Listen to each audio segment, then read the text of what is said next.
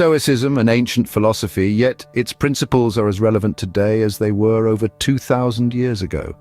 Born in the bustling heart of Athens, Stoicism was the brainchild of philosophers who sought tranquility in a turbulent world. They found it not in the external, but within themselves. Among these philosophers, three stand tall: Marcus Aurelius, the emperor philosopher; Seneca, the eloquent statesman; and Epictetus, the former slave-turned-teacher. Their writings have survived the test of time, offering us wisdom to navigate through dark times. Stoicism isn't about suppressing emotions, but understanding and managing them. It's about accepting the ebb and flow of life, seeing obstacles as opportunities, living in the present, and cultivating virtue. It's a philosophy of resilience, strength, and inner peace. So if you've ever felt overwhelmed by life's trials and tribulations, Stoicism might just provide the beacon you need. Let's delve into the 5 Stoic laws that can guide us through life's hardships. The first Stoic law we will explore is accepting what you cannot control. This is a principle that is as old as Stoicism itself, its roots nestled deep within the wisdom of ancient philosophers like Epictetus and Marcus Aurelius. It's a simple concept to understand, yet a challenging one to truly embrace. The world is a vast, complex tapestry of events and circumstances, most of which are beyond our control. The weather, the actions of others, the passing of time. These are things we can't dictate or change, no matter how much we may want to. Epictetus, a former slave-turned-philosopher, spoke extensively on this topic. He taught that we must distinguish between what is in our control, our thoughts, our beliefs, our responses, and what isn't. In his words, we are disturbed not by what happens to us, but by our thoughts about what happens. Similarly, Marcus Aurelius, a Roman emperor and Stoic philosopher, held the same view. He believed that the key to inner peace lies not in trying to control the uncontrollable, but in accepting it. In his meditations, he wrote, "You have power over your mind, not outside events. Realize this, and you will find strength."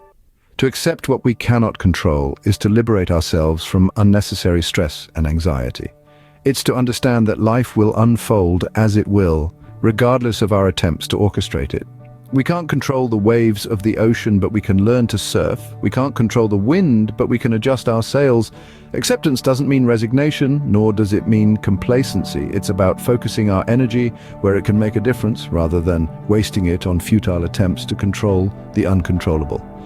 It's about recognizing our limitations, and in doing so, empowering ourselves to act within our sphere of influence. As we navigate through the uncertainties of life, let's remember this first Stoic law. Accept what you cannot control. It's a guiding principle that can provide clarity amidst chaos and serenity amidst storm. Acceptance is the first step towards tranquility. The second Stoic law is about transforming obstacles into opportunities. This concept is not just a clever play on words, but a fundamental shift in perspective that was deeply ingrained in the minds of the Stoic philosophers like Seneca.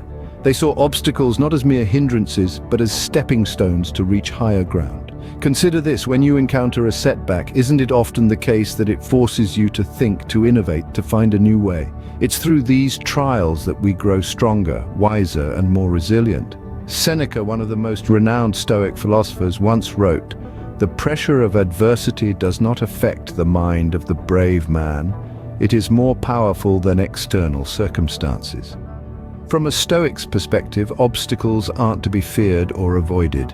They are to be welcomed and embraced because they provide us with the opportunity to challenge ourselves, to test our mettle, and to discover our true potential. It's like the saying goes, "A smooth sea never made a skilled sailor." Imagine if life was always smooth sailing, with no challenges or difficulties. It might seem ideal at first, but would it really be fulfilling? Would we ever truly grow or learn or become better? Probably not. The Stoics realized this. They understood that it's through overcoming obstacles that we become the best versions of ourselves. So, the next time you're faced with a challenge, don't see it as a roadblock, but as an opportunity to learn something new, to improve yourself, to become stronger. It's not about denying the difficulty of the situation, but about changing how you perceive it. As Seneca said, we are more often frightened than hurt, and we suffer more in imagination than in reality. So let's not suffer in our imaginations. Let's confront the obstacles head-on and turn them into opportunities. Remember, every obstacle is an opportunity in disguise. The third Stoic law guides us to live in the present moment, a profound wisdom that has stood the test of time, echoing through the ages from the writings of Marcus Aurelius, a renowned Stoic philosopher and Roman emperor. He once wrote, "Do not let the future disturb you, for you will arrive there if you progress step by step, each step made in the present moment."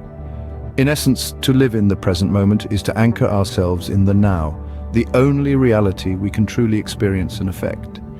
It is not about neglecting the past or ignoring the future, but rather it's about embracing the present fully and wholeheartedly.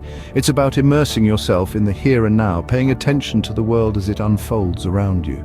The past, with its memories and regrets, is a shadow we cannot change. The future, with its hopes and fears, is a mirage that may never come to pass. But the present is real. It's the canvas upon which we paint our lives, stroke by stroke, moment by moment. Marcus Aurelius also stated, "You could leave life right now. Let that determine what you do and say and think." This isn't a morbid thought, but rather a reminder of the fleeting nature of life, a call to make the most of each moment. Stoicism teaches us that anxiety, regret, and worry often stem from being mentally stuck in the past or future.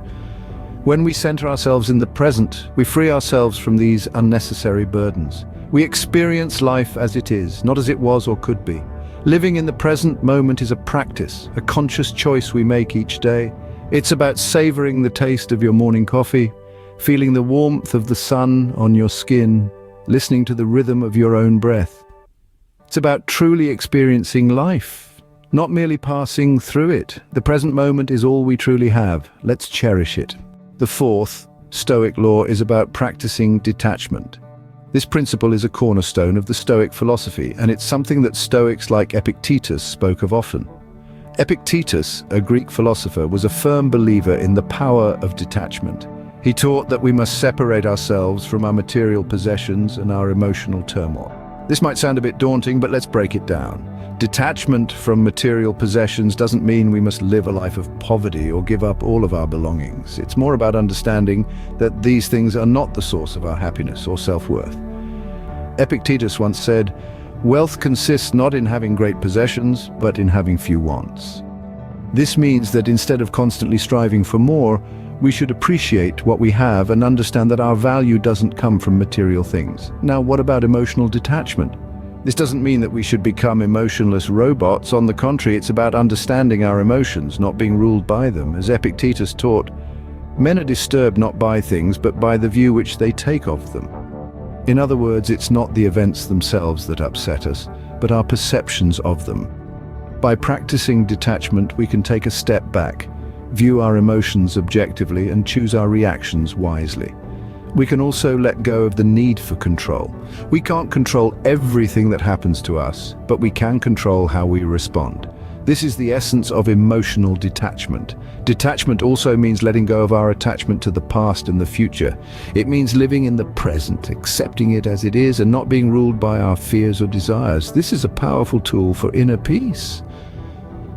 So how can we practice detachment? It starts with awareness. Notice your attachments, whether they're to material things or emotional patterns. Ask yourself why you're holding on to them, and then gently let them go. Practice this daily and you'll find that you become less reactive, more mindful, and more at peace with yourself and the world around you. Detachment is the path to inner peace.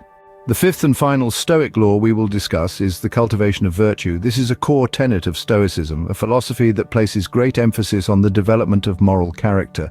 The Stoics believed that virtues like wisdom, courage, justice, and temperance were the highest goods.